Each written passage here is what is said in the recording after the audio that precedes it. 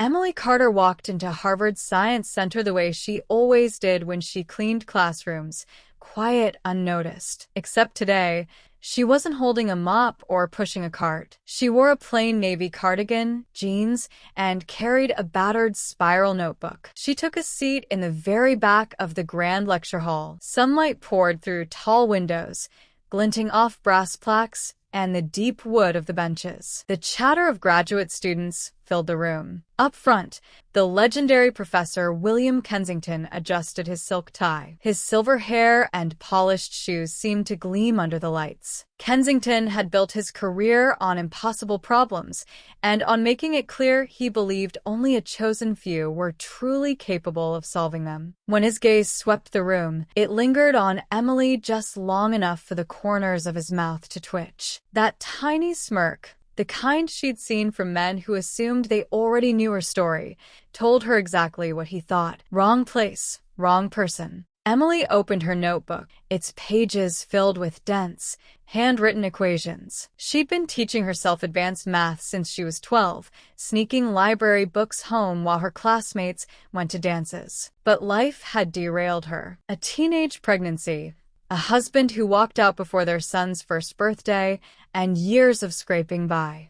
Harvard's facilities department paid her steady wages and gave her health insurance for her boy, Luke. She was here today on her lunch break, having heard whispers about a guest lecture on quantum computing. As the room settled, Kensington spoke with theatrical precision. Today, he announced, we will explore a problem that has stumped the brightest minds in applied mathematics, a problem that could redefine quantum encryption. Emily's pen moved quickly, her heart racing as the equations unfolded on the projector. She was so focused, she barely noticed two grad students whispering nearby. Who's the cleaning lady? Probably here for some continuing ed thing. Kensington hates that. Her jaw clenched, but she kept writing. After several presentations, Kensington asked, questions? In a tone that suggested he expected none. Emily's hand rose before she could stop herself. Yes, Kensington asked, tilting his head. I was wondering about the variable transformation in step 4.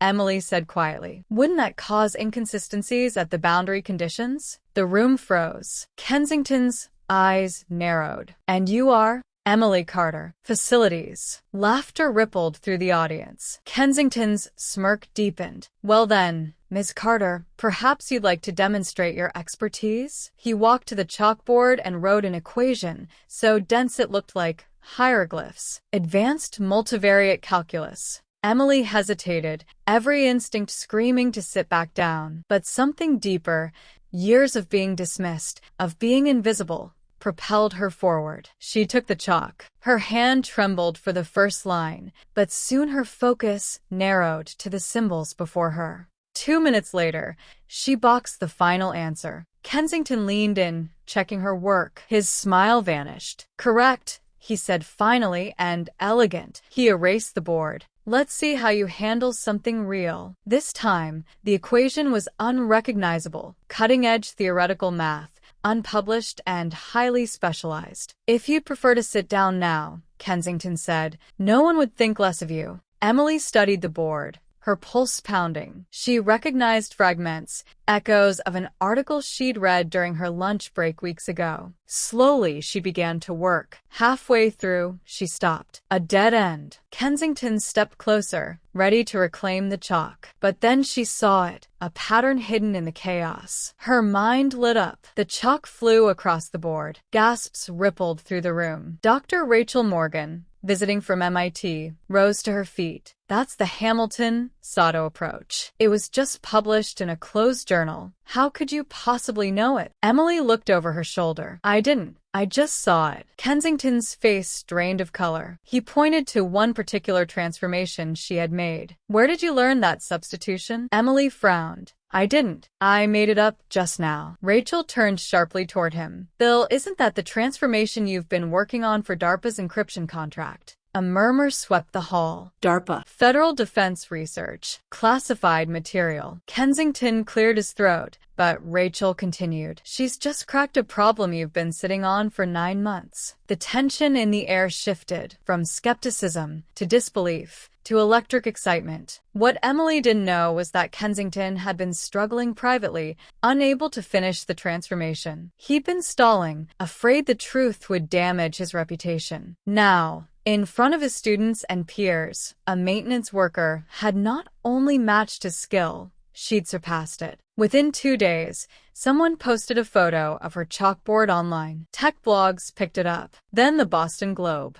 Then Good Morning America. The U.S. cybersecurity agency called Harvard. They wanted Emily Carter on their research team immediately. 6 months later, Emily stood at the front of an MIT classroom, explaining a theorem to her students. Her cardigan sleeves were rolled up, her voice confident. Kensington sat quietly in the back, observing. No smirk this time, just a respectful nod when their eyes met. Luke, now 18, sat in the front row, taking notes. He'd been awarded a full scholarship, inspired by his mother's sudden rise. Emily glanced at her students. Never be afraid to raise your hand, she said. The question you're scared to ask might change everything, not just for you, but for everyone in the room. Because sometimes, the greatest minds aren't found in the front row. They're the ones cleaning up afterward, carrying equations in their heads like secret constellations, just waiting for the moment to shine.